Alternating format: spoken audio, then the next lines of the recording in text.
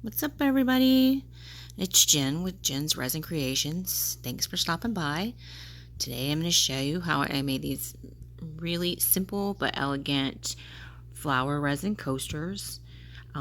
Super easy to do, doesn't take a whole lot of technique, and they still turned out very, very elegant. First I used KS Resin Liquid Art. It's my favorite resin. I don't smell any odor, no death bubbles, free shipping. You just can't beat free shipping. I'll put a link down below. Follow the directions on whatever resin you're using, but for coasters that have some clear spots in them, make sure you let your resin sit to the side for a little while to degas the bubbles. Another tip is to take your time and stir real gently. The less vigorous that you stir, the less bubbles you get in. You'll see here I'm using Artisan Sunburst. Look at that. Ugh, beautiful, vibrant orange, and then I also used the Artisan Magenta. Such a pretty pink. Such a pretty pink. These three colors plus the white I've been using for the last couple of projects, and then I also used the Just Resin Candy Blue. This is a beautiful, beautiful blue. This has been a request from my best friend, wanted some coasters this color, and then everybody saw them and everybody's wanting them. So I've been varying the colors and switching it up. Which one's the base? Which way are you going to get more orange? Are you going to get more blue? There's different. You could the options are endless. I also used in the middle a combination of this Recollections from Michaels.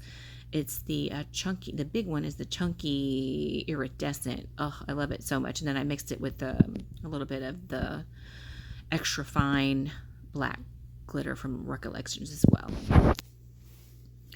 So this is basically the technique. It's super simple. You're just going to put the resin, I don't know, I would say you're just filling up the bottom of the resin with clear, the mold with clear resin. You're not going to fill it up full because you're still adding stuff on, you're still adding resin to it, and I did actually go really high on one set, so just half or less with clear, and then you're just going to come back in and make rings from the outside in. First I did the Sunburst, then I did the Candy Blue, and next I'm going to do the Magenta, and you just make rings. It doesn't matter if you make a little mess because we're going to zhuzh them in a minute. That's my word, zhuzh. We're going to zhuzh them in a minute. A little bit of white. Be careful on making sure you don't do too much white for this particular project because it will, the one project I did, I ended up with way too much white and it messed it up. So just a little hint of white. As you notice, I did 2 or 3 rounds of each color, but not the white. Just a simple ring here and a simple ring there. Then I took not the pointy end of a skewer, but the flat end. It's a little bit wider. And then I just zhuzhed just a little pattern, dragging the color from front to back, back and forth. Don't overwork it. Don't if you do, again, especially the white the white will just cloud it all up, but the white helps to keep it give it the really great effects, and that's all you're doing. It really can't be much more simpler. You'll still have clear around the edge. As you see, I'm just dragging some of the blue all the way to the back, some of the orange all the way to the front. You just keep mixing it up a little bit, but just don't overwork it. Just take your time. Also, make sure you be very careful not to scratch the bottom of your mold. So just be real gentle and delicate with it. And that's all you're doing. It's so simple. Just drag that through, zhuzh it out. Everybody say it with me. Zhuzh. We're zhuzhing.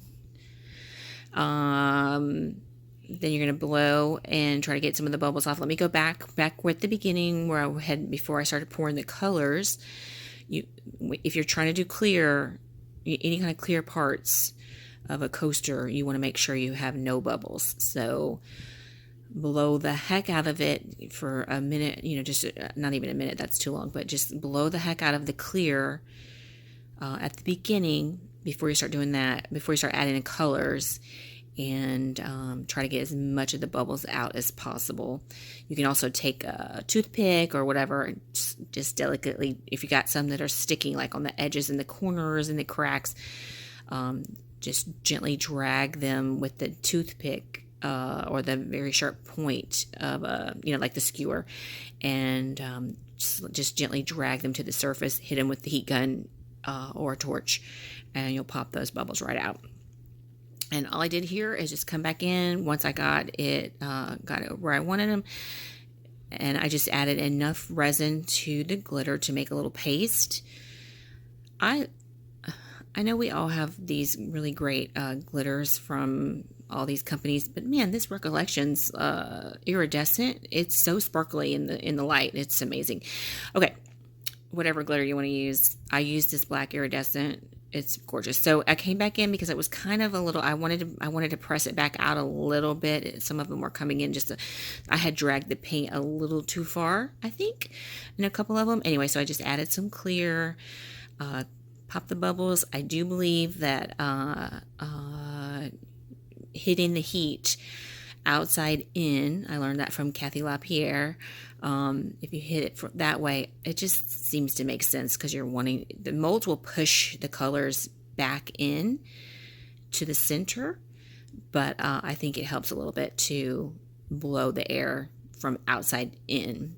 Then you just go back and bring that glitter in, because I did have some glitter straying to the outside, dragging it back into the middle, trying to keep a little bit of a pattern, and hit it with the heat gun. The torch. I do every now and again keep hitting it with the torch, just to keep all the bubbles down and away. And there we go. Look how it's so vibrant. Gorgeous. Hey guys, thanks for stopping by. I hope to see you again soon. Let me know what you think in the comments.